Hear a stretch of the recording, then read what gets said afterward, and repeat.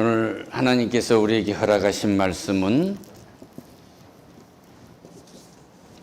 창세기 37장 12절로 36절 말씀입니다. 주제는 우리는 고난을 먹고 자랐다 라는 주제로 오늘 나누도록 하겠습니다. 우리는 예수님을 은 30냥에 팔았어요. 또 이 형제를 은 20에 또 팔지 않습니까? 근데 그 이전에 가인이 아벨을 해치게 돼요. 그 한 가정에서 이루어진 일이 여기에 이대로 드러나고 있는 거예요.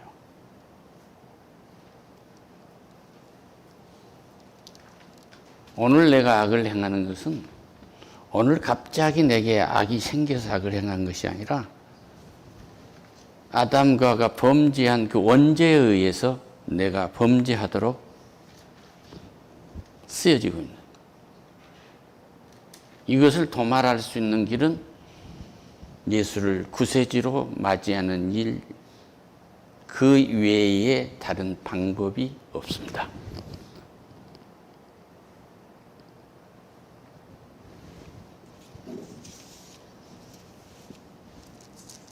아담과 하와가 선악과를 아름답게 보지 않았더라면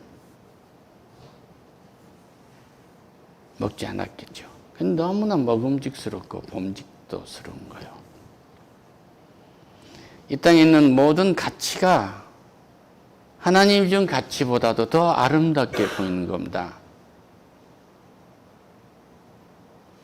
국가적 이념이 성서에서 가르쳐주고 있는 하나님의 말씀이 이루어지는 나라, 이 하늘나라보다도 우선도 정적을 죽이고 내가 살고, 전쟁으로 해서 땅을 빼앗고 내가 살고, 또 어떤 이념을 만들어서 그 이념을 가지고 신앙적인 수준까지 끌어올려서 나한테 복종하게 하고 그렇게 하는 거예요. 이 전부 다 살인행위예요. 살인행위. 이 땅은 살인의 피가 넘실댑니다.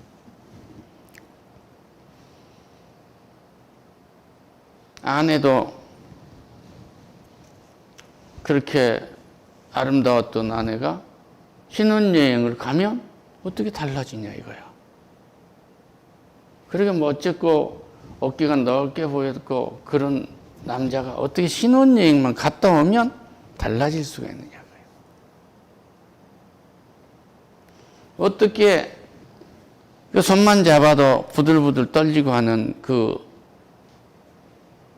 소년, 소녀들이 자라서 결혼만 하면 마구 대하냐 그거예요.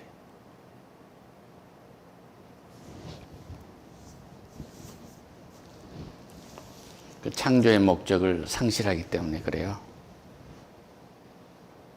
이 사회에서 성공하고 살았다, 뭐 살았다, 그것은 일부 부분이고요. 내가 우리 어머니 뱃속에서 잉태되는 것은 하나님의 계획이었지만 하나님의 계획대로 자라지 못하게 하는 어머니 뱃속의 환경이 있어요. 내가 잉태된 것 자체가 고난이었어요.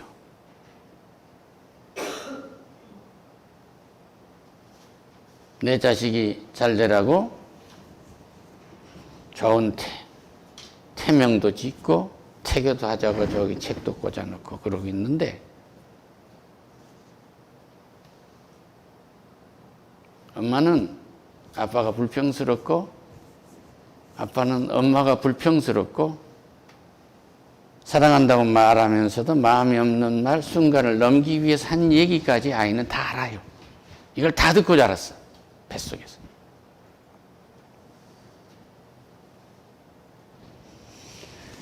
그리고 뱃속에서 나올 때 안 나오려고 해. 여기가 뱃속이 너무 따뜻하고 좋거든.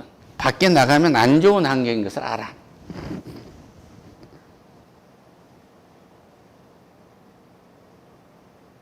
그러니까 안 나오려고 막 턱을 들고 있고 턱을 들고 있고 힘이 든 거예요. 나와서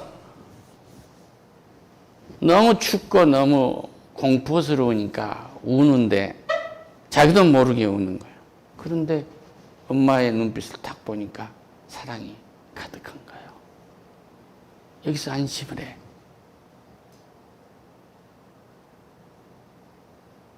그리고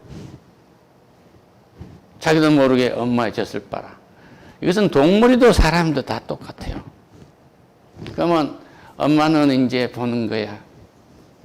얘가 코는 있는지, 눈은 있는지, 입은 있는지, 귀는 있는지, 손가락은 5개가 맞는지, 발가락은 5개가 양쪽 발이 다 있는지 다 확인하고 나서 너무 좋은 거야. 이 아이의 얼굴은 아주 조각적이고 이렇게 아름다울 수가 없어. 이보다 아름다운 조각이 없는 거예요. 눈이 좀 덩네. 그러면 찢지 뭐.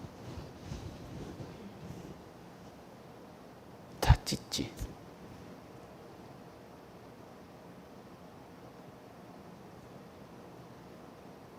얘 울음소리만 들어도 너무 아름다운 거. 목소리 이렇게 아름다운 소리가 있어.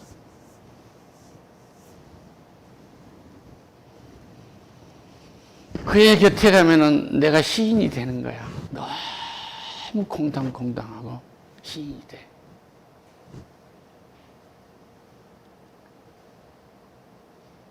얘를 위해서라면 뭐든지 할 것처럼 그렇게 생각하고 나는 이 땅에 가장 고고한 철학자가 되는 거야. 좋은 지식만 전해주려고 하고 다 했어. 또 그것이 있는가 하면 이 아이가 원수로 태어난 거야. 어떻게 할 줄을 몰라.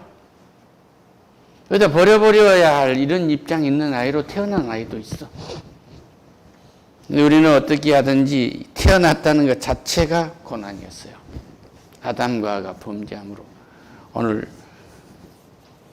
나는 포도나무요 너희는 가지라고 말씀하신 말씀으로 우리는 교독을 했습니다. 그런데 거기에 붙어 있지 않으면 그 생명에 붙어 있지 않으면 모두가 다 살인자예요.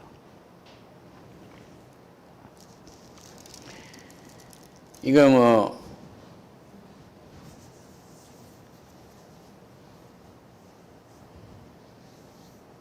이 야곱이 아내를 4씩이나 갖지 않아요? 그런데 사랑하지 않았던 레아가 첫 번째 아내가 되고 사랑했던 라헬은 2번째 아내가 되어버렸고 거기에서 요셉이 11번째로 나오게 됩니다. 이 아이는 너무나 아름다웠어. 근데 자기 동생 베냐민만 놔두고 나머지는 전부 적이야, 적. 10명이 적입니다.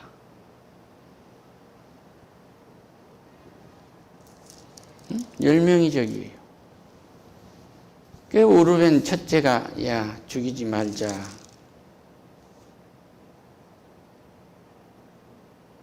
그리고 4번째 유다의 역할이 계속 이어지게 되고 우리는 그런 모습을 볼 때도 하나님은 어디 가든지 우리를 보호한 사람을 심어놨어요.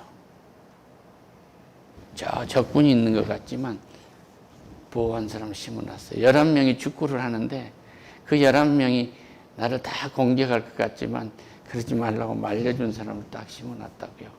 고난 중에 우리를 인도해 주시는 성령을 보내셔서 우리는 이렇게 살아가고 있는 것입니다. 할렐루야. 장례식장에 가면 그 고인이 다 좋아서 나하고 사이가 좋아서 가는 거 아니에요. 내 삶에 참을 수 없는, 견딜 수 없는 배신을 준 사람도 찾아가서 조문을 하게 됩니다. 그리고 우리는 그 니본 한 줄 했어요. 우리 부활 아침에 다시 만납시다. 이런 모습으로 만나지 말고 하나님의 모습으로 만나잔 말이요. 가족들에게 너무 슬퍼하면 위로를 합니다. 하나님이 붙들어 가셨습니다. 오늘 이 장례식은 누구를 천국으로 보내드린 천국 환송식입니다. 할렐루야. 우리는 태어나기 전은 정말로 천국이었고 하나님의 높고 높은 하나님의 보좌 그 계획 속에 들어있었고 잉태되는 순간부터 우리는 고난으로 여기까지 온 거예요. 때로는 인생이 태어나고 잠 못 드는 밤을 가진 시간이 더 많습니다. 오늘 우리가 이 말씀을 봉독하면서 줄거리는 이미 다 알고 계시죠. 그런데 요셉이 여기에 저항했단 말이 없어요. 저항해 본 일이 없습니다. 그들의 힘이 너무나 압도적으로 큰 거예요. 세상 힘은 어린아이가 엄마 뱃속에서 났을 때 세상이 이미 다 어우러져 있었단 말이에요. 요셉에겐 10명의 형제들이 자기보다 힘센 10명의 형제들이 딱 진을 치고 있는 거예요. 빠져나갈 구멍이 없어요. 그런데 하나님은 그 철옹성 같은 요셉의 그 환경에 가정 환경, 가장 밀접한 환경 여기에 나타나신 거예요. 꿈을 꾸게 해요. 할렐루야. 그에게 꿈을 꾸게 하신단 말이에요. 지도자가 되는 꿈을 꾸게 하신 거예요. 그런데 10명이 그가 지도자가 되도록 뒷바라해 줄 의사가 없어요. 저놈이 내 왕이 된다고, 저놈이 내 주인이 된다고 이러고 시기와 질투를 한 거죠. 그러니까 가인이 시기를 해서 질투를 해서 아벨을 쳐 죽이듯이 똑같은 질투. 이건 사탄의 성품인 거예요. 이 형제 전체들이 사탄의 성품으로 지배당한 것입니다. 그런데 이 속에서도 이는 꿈을 가지고 평강 중에 있는 거예요. 팔려가는 구덩이에 던져지는 옷을 벗기고 구덩이에 던져졌을 때 요셉의 모습을 상상해 보세요. 저건 끝난 거예요. 우리는 항상 끝났다는 고난을 먹고 자랐어요.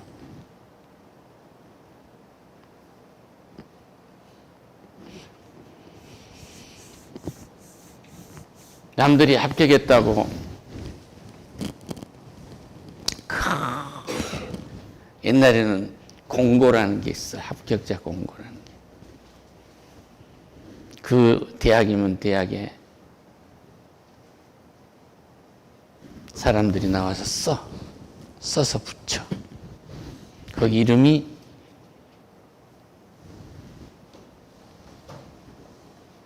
동명이인이 있으면 수험번호로 확인하는 거야.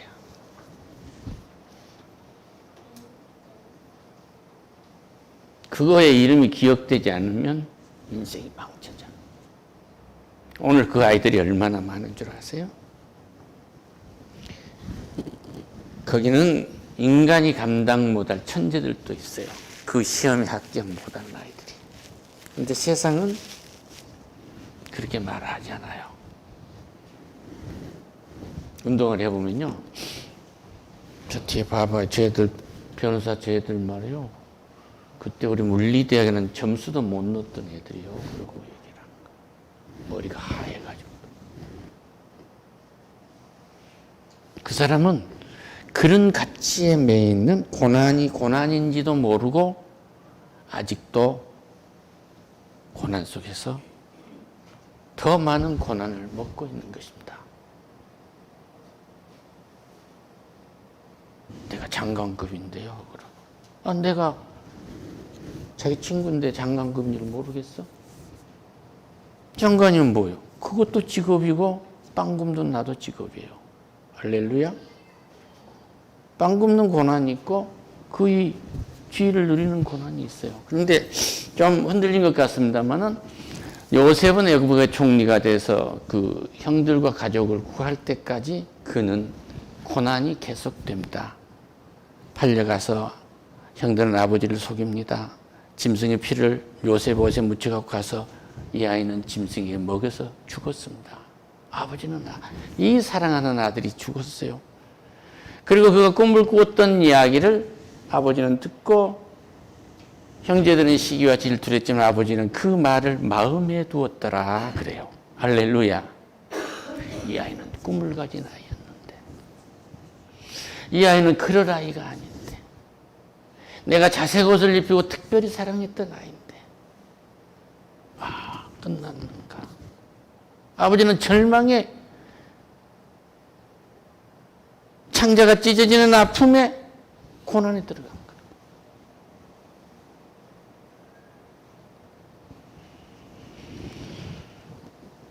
그리고 요셉은 미디안 장사치의 손에 의해서 팔려갑니다. 사람이 노예로 팔려가는 거예요. 노예로.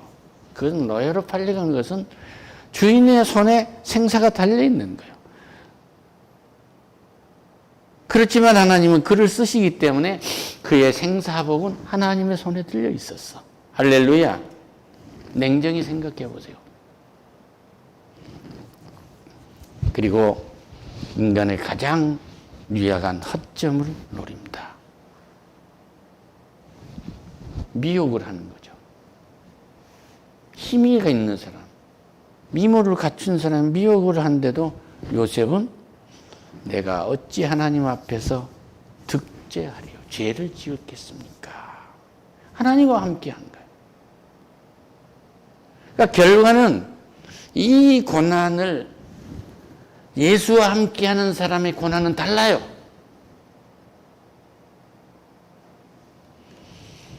그리고 그는 정치인 넣는 들어가 있는 감옥에 들어갔을 때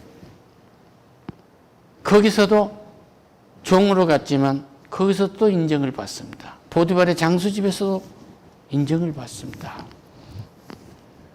사람에게 구명을 부탁했지만 그는 잊어버립니다.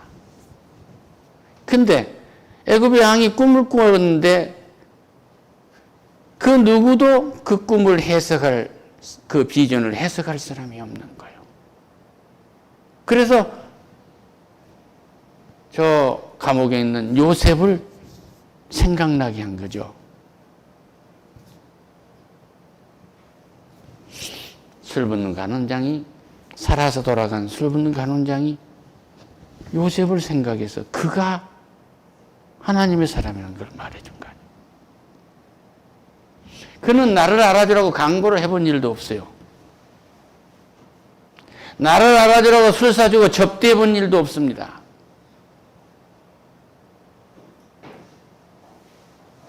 내가 이런 사람이라고 세계가는 학보에 논문을 게재해 본 일도 없어요.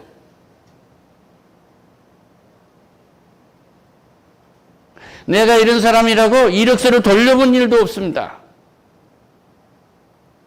요셉은 그랬는데 애굽의 왕 앞에 서게 된 거예요. 파란 소 7마리, 누리등등한 소 7마리, 7년의 통년과 흉년을 내다본 겁니다.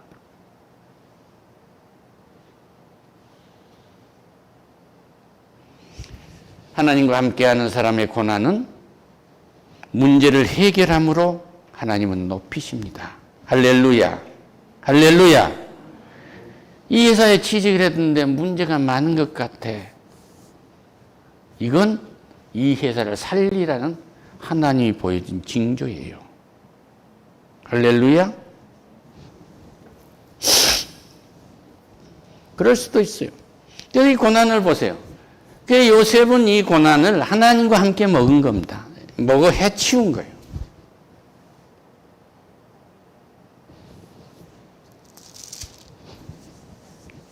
고난이 없으면 그 오르벤 이 장자는 뭐예요? 억제를 한 거예요.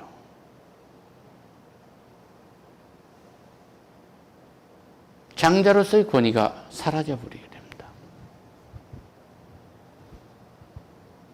유다는 끊임없이 그 형제들과 그 가정과 요셉의 편에 서는 거예요. 그는 다말이라는 자기 며느리와 그 엄청난 사건이 있었지만 하나님의 계획은 메시아는 그 줄기에서 나오게 됩니다.